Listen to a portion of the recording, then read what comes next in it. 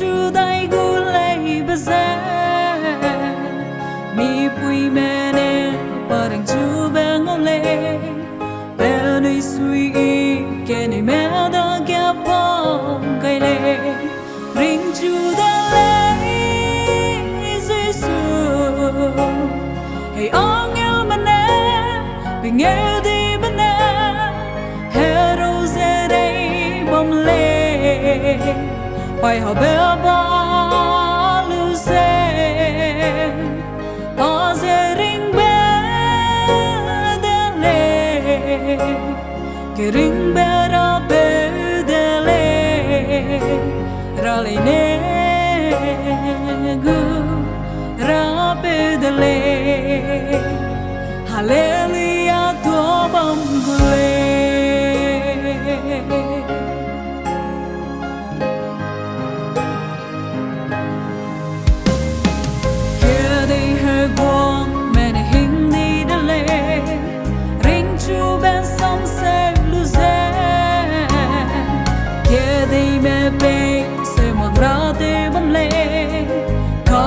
Jerusalem kede su kom delay RINGCHU DELEI Jesus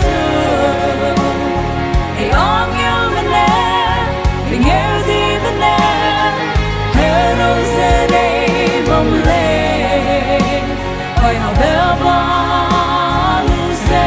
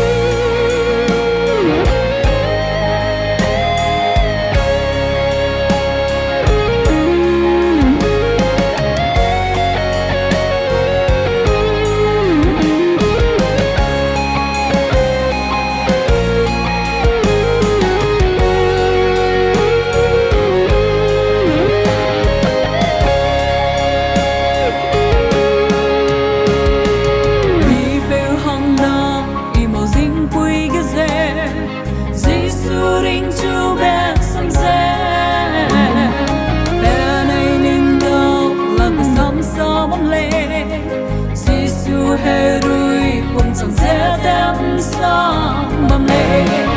RINGCHU DELEI Jesus hey angel mana bingel di mana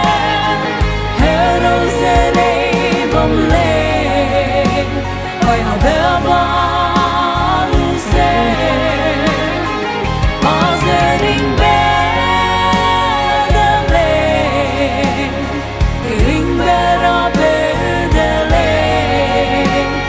Darling